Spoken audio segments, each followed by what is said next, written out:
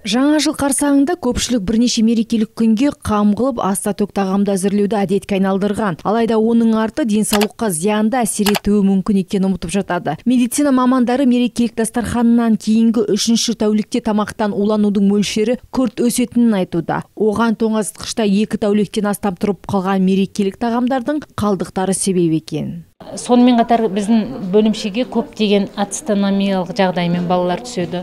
Оның бүкілісі ол балаларда қант диабеті жоқ, бірақ қант диабетіне алып келу себептері болуы мүмкін. Ацетонмен түсетін балалардың көбінесе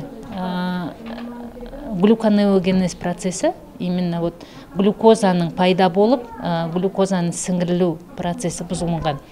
Бұл балалар, әсіресе осы балалар дұрыс тамақтанбаса, бірінші ретте олар ацетондық жағдаймен түсуі мүмкін. Тамақтан улану бұл ас қорытудың бұзылуымен бірге болатын ауру. Оның себебі ағзаға әртүрлі микроорганизмдердің азық-түлік өнімдерімен енуі, көбінесе бактериялардың түсуі салдарынан пайда болады. Тағам тиісті талаптарға сай сақталмаса, улану әсерін туғызар микроорганизмдер көбейе бастайды. Эндокринология бөлімінде 42 койка жұмыс істейді. Оның 42 койканың көп бөлімшесін бізде қант диабеті диагнозбен ауыратын балалар қамтиды. Қант диабетімен ауыратын балалардың саны күннен күнге өсіп келе жатыр.